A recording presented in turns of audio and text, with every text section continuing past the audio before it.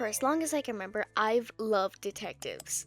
I grew up wanting to be a detective before I wanted to be an artist, which is crazy because art is literally my career now. I have detective OCs who I've talked about on this channel before. Yes, I am finally making that video.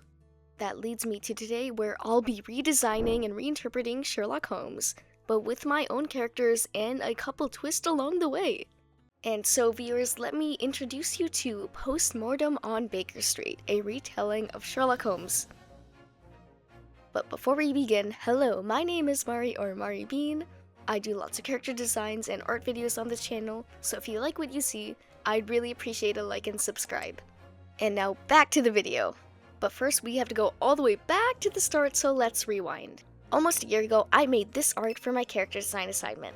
It features my detective trio and their dog, and it was actually based on a podcast which is based on Sherlock Holmes, so pretty meta, right? I would then go on to be surprised at how much I could not stop thinking about these OCs. I would go on to draw them into my sketchbooks, make cute little doodles of them, even make portfolio pieces. And I feel like I should start with my main trio and go over them.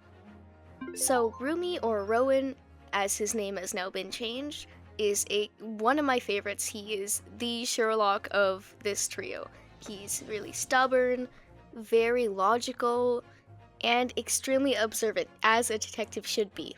In old art, you'll see that I emphasize that I really wanted him to have this rectangular kind of character shape. And for his redesign, I firstly gave him his scarf back, and I wanted him to have a coat, something that just looked a lot better. I'm not a big fan of his old design. I think it could be improved a lot, and I think I did a lot better in the new one. His hair is very flowy, and he has this kind of sickly look, even if it isn't super present. In my reference board, I played around, and I knew that I wanted to emphasize the coat, kind of adding to that rectangular overall frame and shape. I gave him a deerstalker, which is a hat that lots of Sherlock adaptations have. That's what he wore in the original as well, correct me if I'm wrong. And for colors, I mainly gave him some grays, browns, and his scarf is a greenish color. He also has gloves on, just, not to cross-contaminate or not mess up the crime scenes. And he has 2 moles on his face. For his character description, I first decided that I would also look back into actual Sherlock Holmes for inspiration. Of course, he is a consulting detective, commonly smokes since tobacco was actually considered pretty okay and at the time very interesting, and of course Sherlock plays the violin. I knew I wanted him to look physically or clothing-wise very similar to Sherlock. I looked at lots of Victorian clothing at the time. It's the usual with like the dress shirts, the vest, the big old pants, and because he is a detective, of course he is getting a magnifying glass. My old description for him was a grumpy, introverted detective with a profound eye for detail and the unknown. Some of his description has stayed the same, and a lot has actually changed over the year. As a consulting detective, Rowan is very blunt and straightforward when communicating his thoughts. He's passionate about deduction, but tends to zero in on thoughts, details, and clues. He's not the best at emotions, but does his best. And he strives to be the best detective he can be. Rowan is very cat-coded to me, and I have drawn these characters as furries before, so he is naturally a black cat. On top of that, Theo and Celeste, who are technically his roommates and friends, he cares about them a lot, and I'll be going into their relationships a little bit later. Up next is Celeste Watson, who has definitely changed the most design-wise and maybe a bit personality-wise. She's very observant, she's intelligent, optimistic, and ambitious. She loves to make inventions, and she's also studying psychology in her redesign. You'll see in the old artwork, she has gears on her, she has her belt. I wanted to emphasize that she was an inventor, but looking back, her whole design looks messy to me, it looks hard to read, and I'm overall just not very proud of it. This time around as well, I wanted to actually research more hairstyles for black characters to make sure I was doing it correctly. The old one, there's not really much structure going on, and there's just a lot about it, like I said, that I'm not super big fan of. In her new one, I tried to focus and did a lot more research on actual Victorian clothing, and the color scheme works so well for her. I think she looks so cute in her newer design. As such, I also looked at lots more muted colors. I looked at more fashion. There's lots of skirts, lots of blouses, and vest, which I tried to keep when I was playing around with her. I also tried to make her have a triangle shape design. I don't know if it came across well, but for the main trio, I thought it'd be fun if there's like rectangle, triangle, and a circle to have some differentiation between them. Back to Celeste, since she is an inventor, I kept her goggles, I gave her a nice little belt so she can hold things, and I gave her sharp little boots. My old description of Celeste is that Celeste or Celestine is an energetic inventor with a passion for the unknown. She grew up helping her uncle run the antique store and is childhood best friends with Rumi. Overall, I've changed a little bit more, but I wanted to focus more on her personality and decided that I wanted to keep her bubbly and curious nature, but also keep it a little laid back, except for when she's inventing. Like in Trapta from Shira, she has so much passion for inventing and specifically making things to help people. And for her new description, Celeste is a passionate inventor studying psychology while living with her childhood friend Rowan. She is very energetic and cares about innovation in her creative field.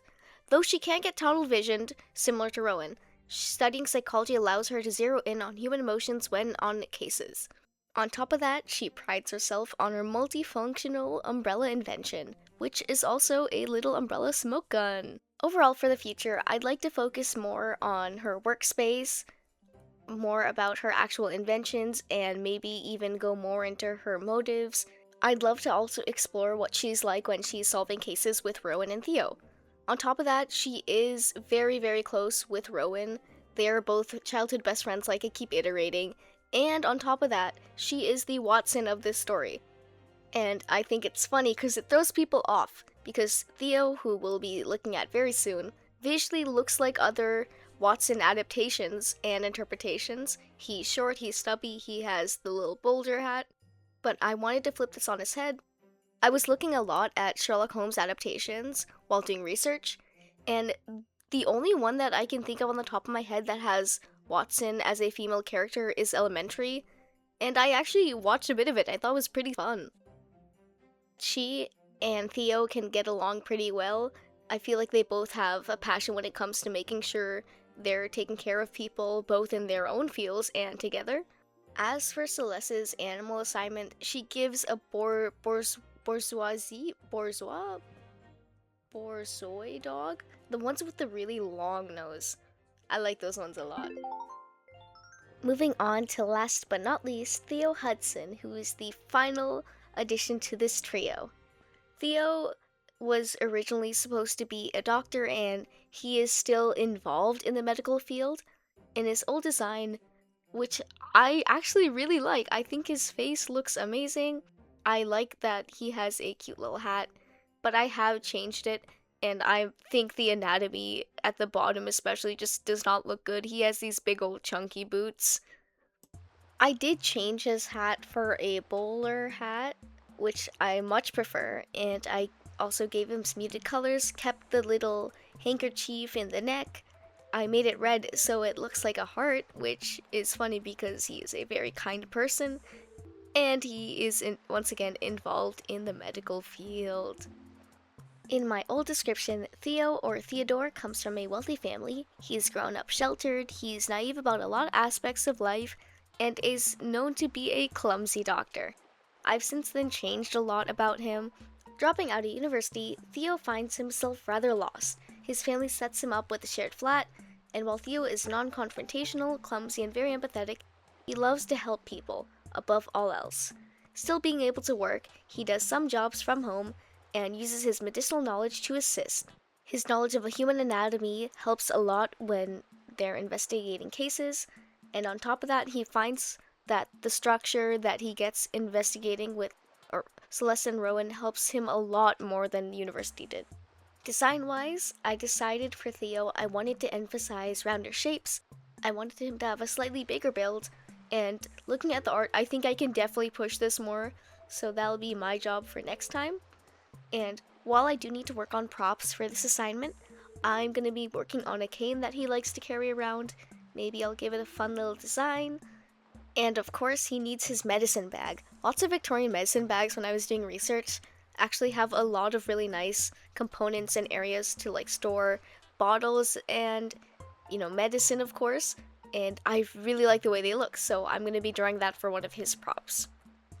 Now, I had two more characters ready for this project, but I don't feel comfortable talking about them yet because I have so much to explore when it comes to their designs and personality on top of that role in the story.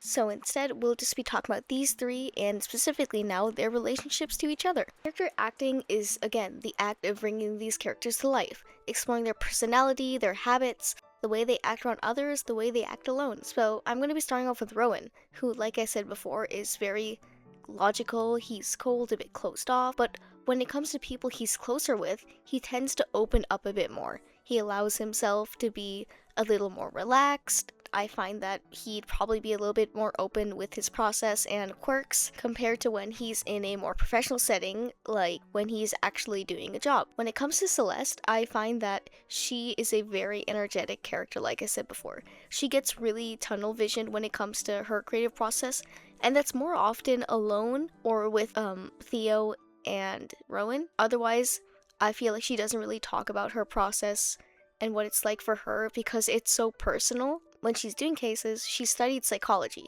so I imagine that she pays attention to a lot of habits that other people present. Because she's able to read people so well, I imagine that she's a lot more open to helping people calm down, especially Theo, since he has a lot of nervous tendencies when it comes to talking to other people.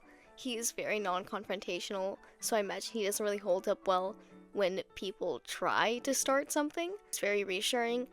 And when it comes to Theo, while he's confident in his personal abilities, I imagine he gets a little insecure when around the others and kinda tends to shut down or occasionally just be quiet and stay in the back while watching everything else go down.